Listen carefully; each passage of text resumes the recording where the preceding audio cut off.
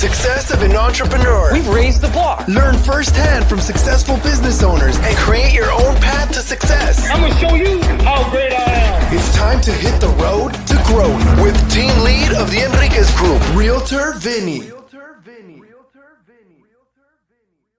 Hi, you Road to Growth listeners. Today I have Matt, and oh my gosh, you can feel the excitement when you talk to this guy. Thank you, Matt, for being here. Keynote speaker, American Ninja Warrior, event MC. How you doing, man? I'm doing great, Vinny. That intro is amazing that you have onto this show. I'm obsessed. I was kind of hoping you were going to play it 3 times and just loop it through. No, it does get you pumped up. It doesn't matter, I mean, what time of the day it is. You're just like, all right, man. All right, let's do this shit. Let's go for it. Oh yeah, I was knocking out some push-ups during that thing. I was so jacked up. That's awesome.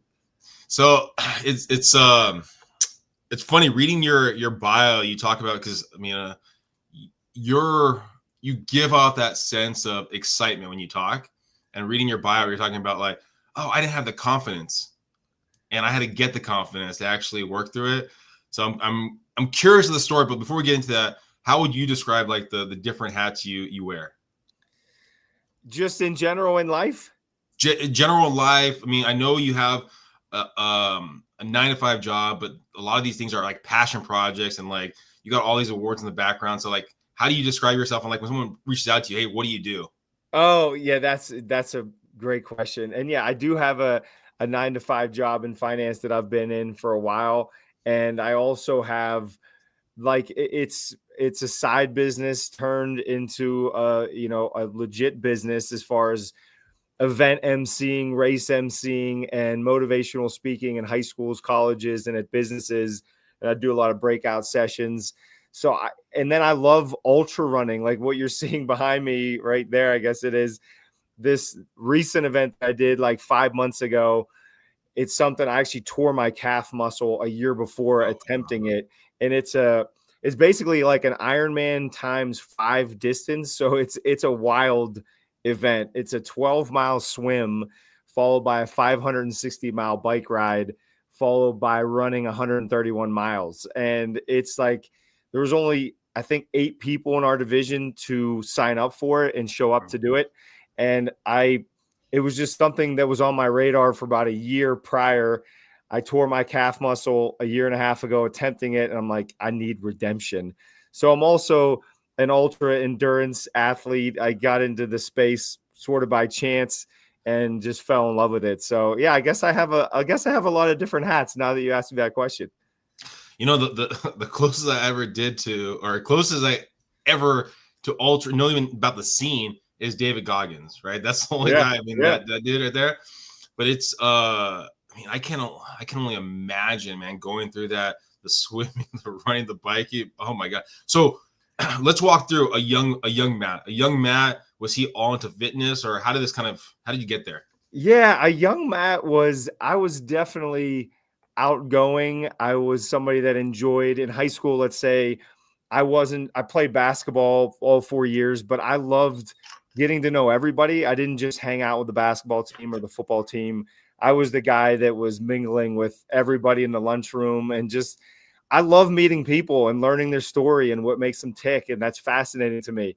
And then a little bit older, Matt went off to college, where I would say the wheels started to fall off. And I introduced myself to drinking. I used to say I got introduced to drinking, but that would mean I'm a victim. And like, it wasn't that. I showed up to the parties and it was on me. So I introduced myself to drinking, and it was actually about a 15-year downhill spiral, where when you said I didn't have any self-confidence, I didn't. I could not have gone on a podcast or gone in front of people and spoke or gone to any social situation without being significantly inebriated. And I was the guy that would show up and only nurse 2 beers at the party because I was already 10 in when I got there. So I had no confidence. I was lazy. I was unmotivated. And it took some tough situations to happen for me to realize a change is necessary, or the path I'm on is going to lead to really horrible things down the road. So what I've come to realize, and done a couple hundred episodes, and usually when people change, it's usually because there's like they hit rock bottom or there's something that just happened. Was there that moment for you that you're like, fuck, I got to change this stuff? 100%. Yeah, there was actually two of them. One was in 2011. That was the first one. That was the one where I realized I was the problem instead of I blamed everybody else. I was so good at it, Vinny. I could blame anybody. I blame my family, my friends, God, whoever I could on why I was around alcohol and why I consumed it. And that was the time where I realized it was my fault. I didn't fully overcome it then. It wasn't until 2016. So it's this story you're talking about that most people have. I took my parents to a country concert and it was just more of a celebration. I wanted to do something big. It was around their anniversary and it was like, just be a decent son. And I rented a limo and like did it up. And I'm like, this is going to be the best night ever. It was my parents, my brother, and myself. And I got so drunk. I don't remember the headliner. I don't remember the person before that. The limo took us home. I passed out the whole way home and I couldn't drive home from my parents' house clearly because I was so drunk. And it was waking up the next morning and my dad is my idol and seeing the look on his face of almost like you're in your early 30s and you're still doing this and acting like you're 21. It's time. And I looked at my own reflection in the mirror and it was just like, it was a breaking point. And I'm so glad that it happened while the concert situation was horrible. It had to like something had to happen. And that was the moment for sure. So what was the first thing you did? Like when you hit rock bottom? I mean, the first thing I did, I mean, to your point about David Goggins, I didn't know who he was at the point, but I mean, I worked out. Like I just I lived just outside of Pittsburgh, right outside of downtown Pittsburgh, Pennsylvania at the time. And I went down, I had like a basement gym, like rocky, old school, dirty, but I loved it. And I went down there hungover and I'm like, in my head, I'm like, I'm going to work out until you're no longer hungover, Matt. Like we're going until you're over the hangover. And I probably only lasted like 30 minutes, but it was the first step of, okay, this is a new journey and a new life.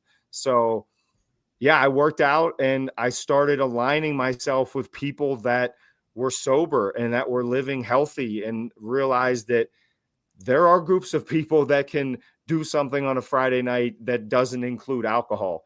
So that was the first step though. My anchor in life has always been working out. Like if I go through a tough day at work or get in an argument with a coworker or whatever, if it's a bad situation, I default to like, all right, half an hour run, 45-minute run, shadow box, lift some weights.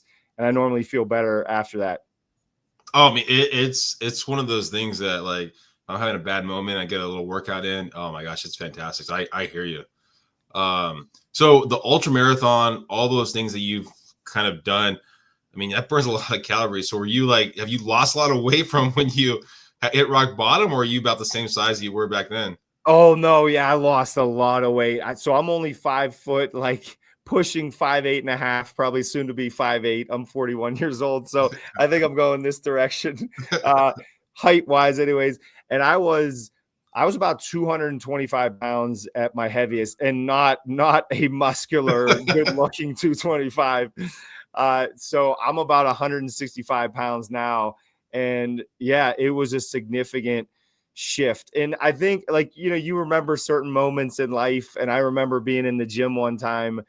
It was just like a big box gym and a guy I hadn't seen, older guy, probably 60 years old at the time. I hadn't seen him in probably a few years. And like, he knew of me at 225 and he saw me and he was just like, what have you been doing? Like, what's going on? And not that you need the external validation, but every now and then it was like, okay, like he's noticing there's a huge shift there. And like some people ask me, Vinny, like, why don't you, maybe have a glass of wine or something? And obviously you don't say that to a former alcoholic, or why don't you eat some dessert, more dessert, or eat, have a cheat day every third or fourth day. And it's only because I feel so good at 41. And I do have an addictive personality where one cheat day can turn into 3, that can turn into 7 in a row. And I just don't want to have that dance with the devil, so to speak, and tempt myself to go in a bad direction again.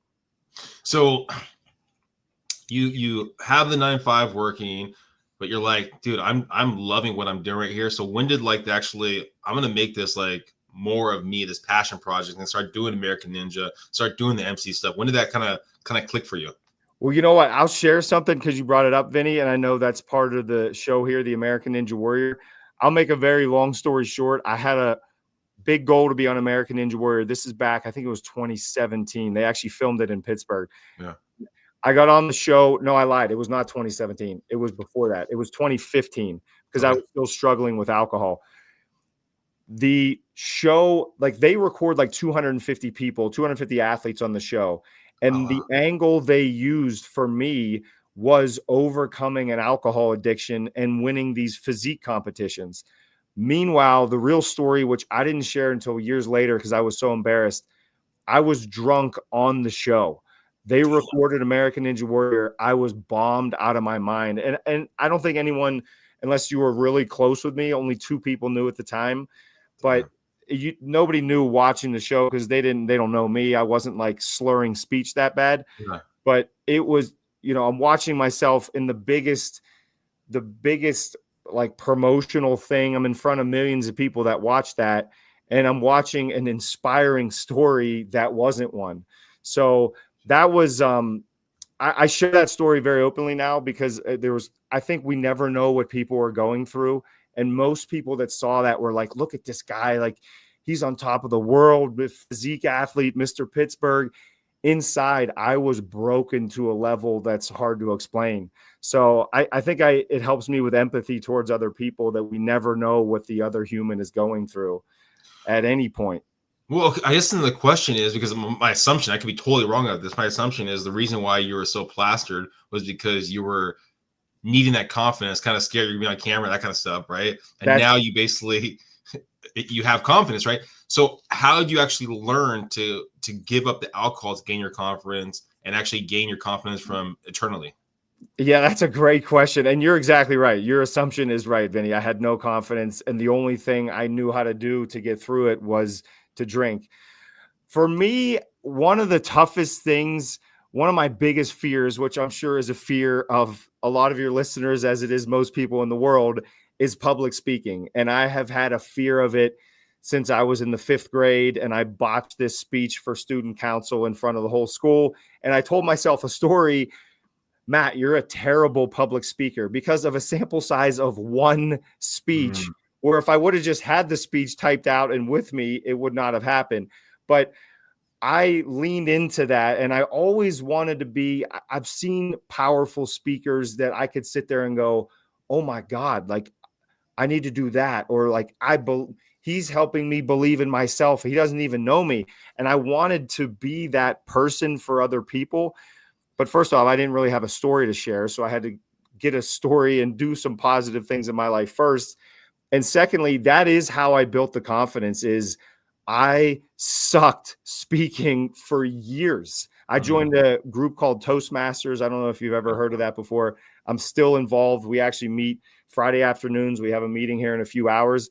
And they helped me find my voice and find my confidence, where it was something where I told myself, I don't know if I'll ever speak in public sober and get a point across or tell a story. And they helped, like going to these meetings where you only speak. Normally there's 5 to 10, 15 people, the most people at these meetings, but you're not forced, but you're encouraged to get up in front of the group and give a 5-minute talk, speak off the cuff for a minute or two. And that really helped build my confidence in business, in speaking, and socializing, and being on a podcast like yours. I attribute a lot of that to Toastmasters. Yeah, for anyone listening, Toastmasters is across the U.S. I mean, I don't know if it's international, but it's across the U.S. So if you're looking for your elevator pitch, you're looking to get confidence, anything like that, go find it in your area. It's I've never done it, but I know a lot of people that have had great success with that. 100%. Yeah, and you can do fully virtual clubs if you want. And yeah, it's worldwide. It's all over the country. I could not. And it is I think it's a great bang for your buck, not to give a full Toastmasters pitch, but it's amazing. I think it's like $120 a year or something to join a club. So it changed my life. That's for sure. All right, so you're gaining your confidence. You're doing Toastmasters, and now, okay, I want to be a event MC. Is it just kind of word of mouth? He's filling out an application. What happened there? No, it's funny because I don't get asked to tell this story, and I love telling it. So I appreciate you asking. This is only like a year and a half ago. I was actually down. I was going to be in Florida anyways for work, and they have a big. It's called it's Clearwater Marathon is the main race, and I just reached out to the race director, and said I'm going to be in the area. I did say I'm a race MC, which I think I had done one 5K prior to that had maybe 50 people in it. But I told him I'm a race MC. Can I come down and be a backup MC? I'm going to be there anyways. I didn't ask him to pay me anything. I said, I'll volunteer. I'll help out. And what happened was the main MC, whose name's Michael, I'm still in touch with this guy. He's awesome. He gave me a shot. He's like, yeah, like, come on down. He's like, I need to go to the bathroom at some point. Like, I need to have a backup there. I want to have somebody on the mic. So I'm at the finish line of this Clearwater Marathon. And I just sort of, within a couple minutes, found a flow state of something that I think it was what's the saying where they're like preparation meets opportunity, whatever that quote is. And that's what it felt like, where I'd been working on my voice for so many years. And it was just, I hadn't put myself in the right position yet. And that was clearly the right position. And there were some social media videos that went up, and some of my friends got videos of me emceeing, and it just led to other opportunities. And to be honest with you, as we stand here today, which is, it's hard for me to say because it's surprising that it happened so quickly, but a year and a half later, I'm saying no to a lot of the opportunities because most of them are on weekends, and out here in Colorado, I want to be doing my own thing here and there. So it's been a situation where it's kind of gotten good quickly, and I'm forever blessed because two people gave me the opportunity when they didn't have to. So what's the pathway to make this like a full-time career where you can basically give that 9 to 5 and actually this is, or is that ever going to be the idea where it's going to be, hey, this is how I make my money, make my living? Yeah, that's a great question, Vinny. And I love finance. I like what I do there. And I love the speaking and emceeing side as well. So if there's a world where I could have both, then I'm kind of in that world right now. And I'm sort of living the dream that I have. I will say this, just because other people that, I mean, I'd call them mentors and maybe now colleagues, there are plenty of people who I MC for Spartan Race now. I do a lot of races with them, and those are a blast. Like that, our team is very cool too. Like I've been mentored by two people, Mark and Patrick, who helped me get comfortable in the Spartan Race community. And there are plenty of race MCs who do this full time. So anybody who's listening to this and like don't think it's possible to have a job that is legitimately, I think it's the most fun job in the world. Like you're basically out there just paid to have fun and be energizing to other people and like encourage them and celebrate them. And it's one of my favorite things to do. So I think what it taught me, Vinny, was it's possible to make money doing something that you love. And I maybe had this limiting belief before that I've seen, you read so many other people do it, but it's like, is it really going to happen for me? Is it really possible for me? And now I see that it is. So there are plenty of people out there doing it full time. Can you give us any kind of ballpark of how much an event MC makes? You know what? It's such a wide range. Like at the local events, it could be like a few $100s for, I mean, if it's a local 5K, 10K, maybe like $250, $500. But I know that the bigger brand names for a 1 or 2 day event, I mean, it could be $2,000 to $5,000 for an MC, depending on how big the event is. And some of them are even more than that because there's prestigious events out there that have thousands of runners. And I think it just, I think, and Vinny, I know you know this with your business too. It's if you're prospecting the events that can pay the MC, then there's a much better chance that you're going to get paid a decent amount. If you're prospecting local 5Ks, then expect to do it for free or maybe get paid, a few $100s to do it. But it could be great just to give back to the community or get video content and pictures of yourself doing that. And then you can pitch the bigger race in that scenario. Well, because I mean, for keynote speakers, right? You have like a Tony Robbins, you have basically these guys, Emcee, and they're making massive amount of money on their speaking engagements, right? But I don't know of like a Michael Buffer or whatever, right? For event MC, right? So I didn't know if there was like actually a thing there that was like, okay, this guy's like the guy right here. He makes some big bucks. Well, what's funny that you say that, because there are in each of the communities, like the bigger brand names, just from being on the outside. And now, I mean, seeing like Spartan Race, Tough Mudder, Ironman, there's these big brand names. There are people that have been there for years and they're known. Like, people will go to races where they know they're going to be the MC because they like their energy, and maybe it's just a friendship relationship type thing that they want to be there. So there are, I mean, no names like you say, Michael Buffer. I know who that is immediately. I think you have to be in these circles to know the names, but there are plenty that have done it for a while and are doing very, very well, like feeding their family of 4, 5, or 6 and then some. So it's just cool that I feel like there's so many opportunities out there. That's what it's taught me too, is there's so much opportunity. And if there's something you truly love and are good at and the world needs, then the opportunities are endless. So how do you make this bigger for yourself, or what do you take to the next step? We're talking about 5, 10 years from now. What's Matt going to be doing in this space?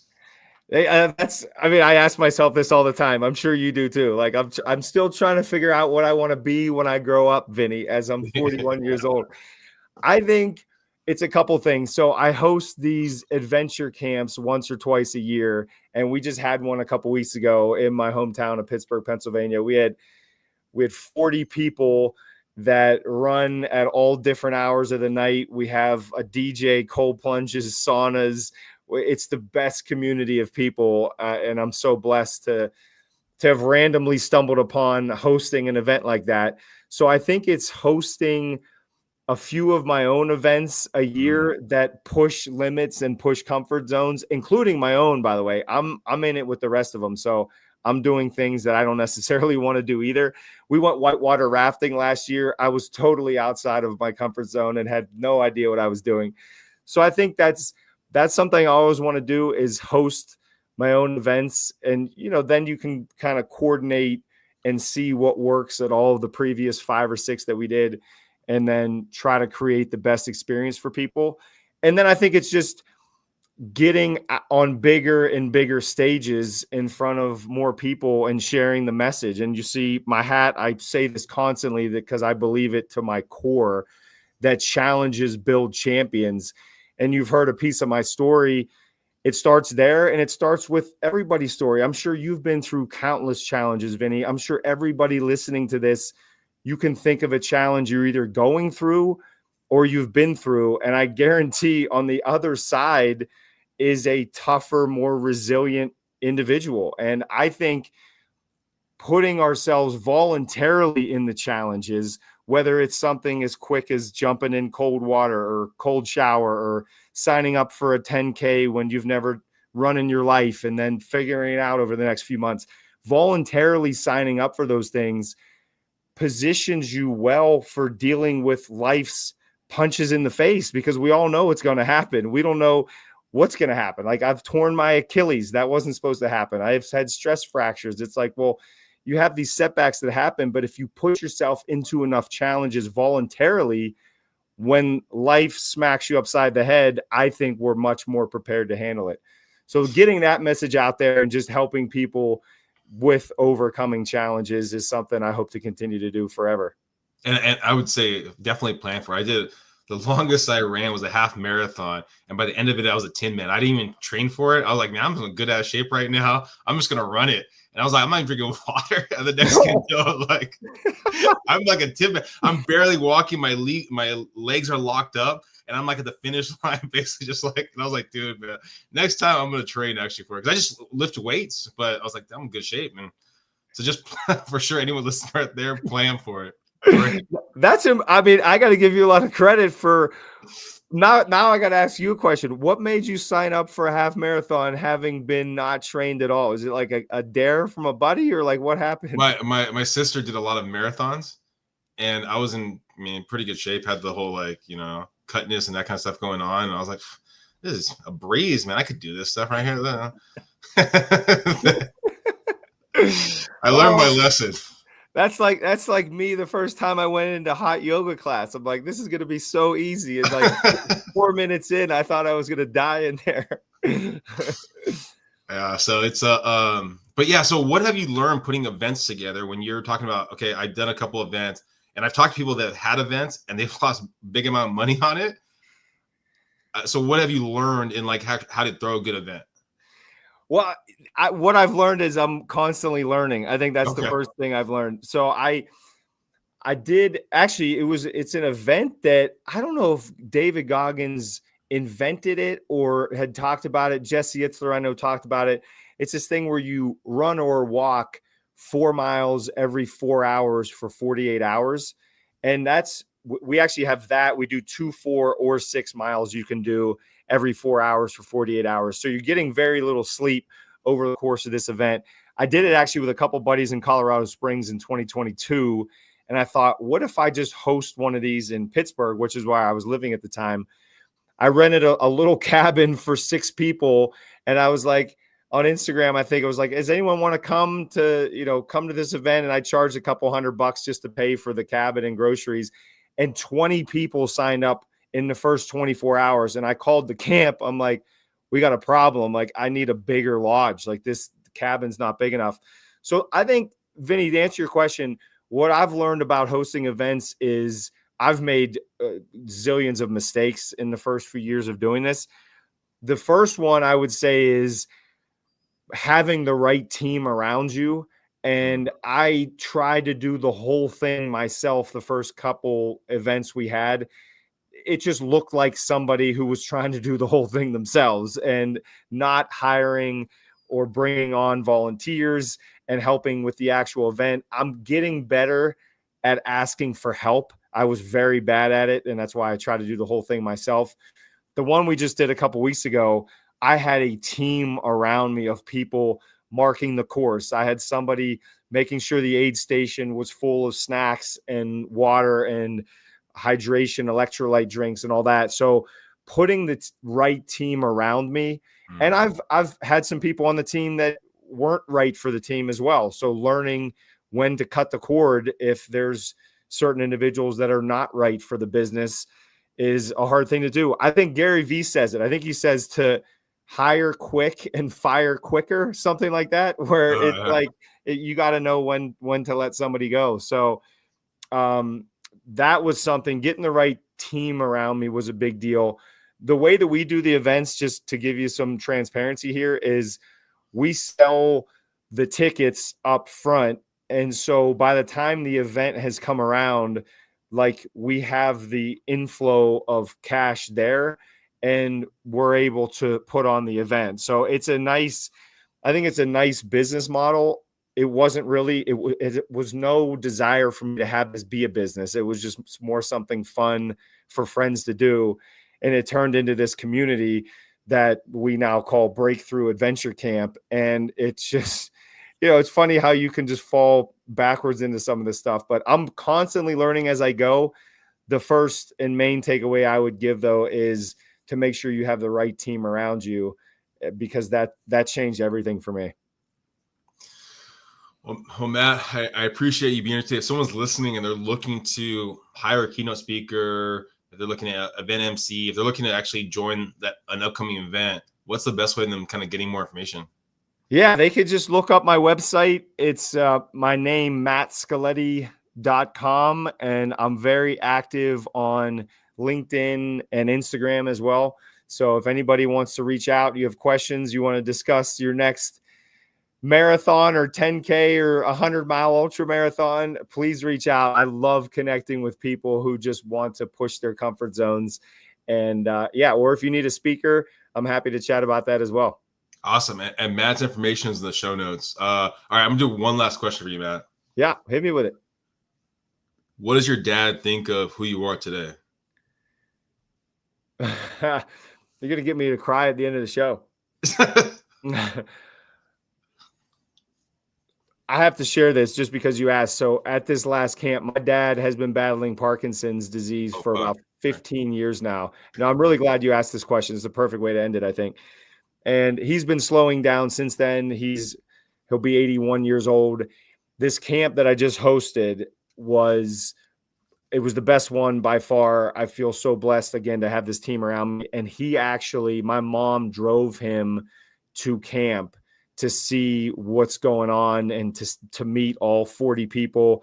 And I got a chance to honor him because he is my hero and my idol in front of the whole camp. And this is the first time I'm really sharing this with anyone publicly, is he gave me a hug, and there's a great picture of it. Well, one of my friends got a picture. We had a photographer there too. And he just said, "I can't believe what you've built. I'm just so proud of you and I love you."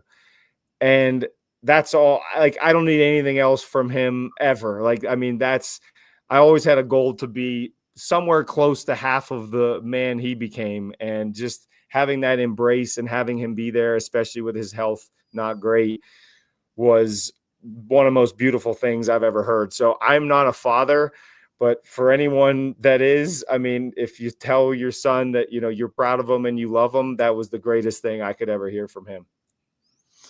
I mean, it's for everyone out there. I mean, if you were Matt when he was on that couch for that hangover, I mean, no, anything's possible. You can change. I mean, sometimes you do need that tough love, and anything's possible. So it doesn't matter where you are today. You can be anywhere you want. I mean, 5 years, 10 years down the road. So please, I mean, if you need that call out, go talk to a friend, talk to a family member, whoever it might be. Thank you guys for listening. Please go in the show notes. Go find Matt. Thanks, guys. Please subscribe, share. Talk to you later.